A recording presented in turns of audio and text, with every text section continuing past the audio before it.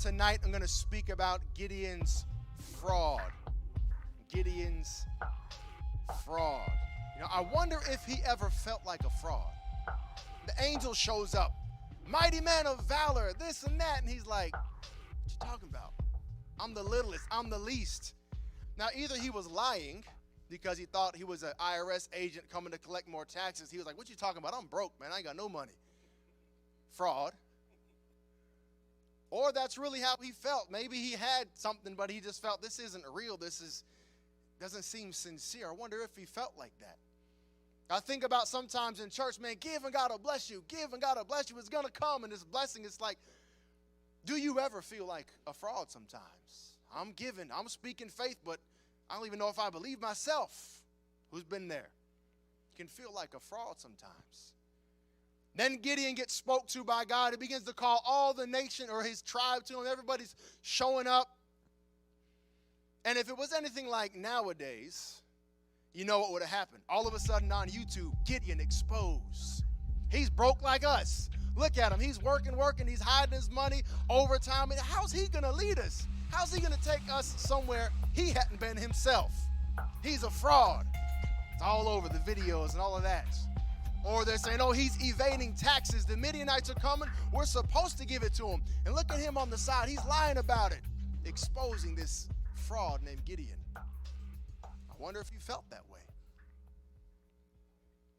Or maybe they all joined together. They're like, all right, Gideon, we're here. What's the plan? He says, this is what it is. 300 of us are going to take some jars and some torches, and we're just going to scream at the enemy. What? I came all this way, and now I'm marked because the Midianites know I'm here. Now I'm going to be in trouble. You fraud. I thought you had a real plan. I thought you had some real weapons, a real strategy. You were either crazy or you're a fraud, Gideon. I wonder if he felt like a fraud in the face of, how do I say it, overwhelming economic oppression. I know it kind of sounds like all of the theories out there and, oh, the government's going to do this and all the conspiracies. I know it has traces of that, but life is spiritual. Money is spiritual. What does the devil want? To overwhelm, to oppress, to hurt our finances. The devil does work against it. How do you face that? We give and we speak in faith. Where there's a devil, you fraud. How you believe that? Look at you. You ain't no better than nobody else. The devil attacks. How do you respond to that? How do you overcome what is against us spiritually? Number one, if you are a fraud, repent. Money is spiritual. Money is moral. If you're doing something illegal and wrong and have a sinful mindset, repent. Get it right. Number two, understand that obedience to God is not being fraudulent or hypocritical. Yes, it might seem our situation is one way. Anybody bought a used car in the last 2 years? 40% increase. Had you bought it in 2020 compared to now, you'd have spent $40, 40% less. That's tough. Anybody bought groceries lately?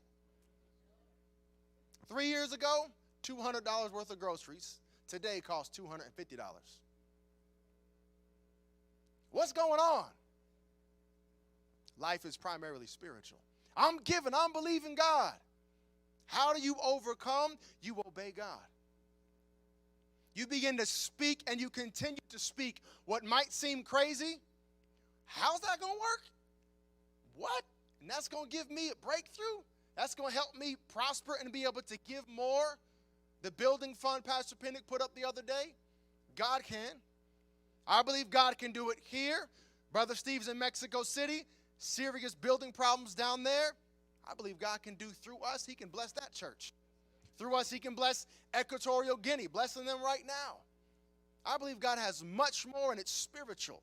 Canada, building problems everywhere. You know what? God is greater. And we can speak what might seem crazy and fraudulent, but it's not, because we are responding in obedience. I'm not talking about where I am. I'm talking about where God is bringing me. in our own personal finances. Speak in a way that is faithful to what God is stirring in your heart. Take action that corresponds to that faith. Ushers, please come. It's not about your fight. It's not about how you feel or how you look or how other people think you look. Life is primarily spiritual. Respond in the obedience of faith. It starts with an offering, and it continues when you walk out of here. God is with you. Do you believe?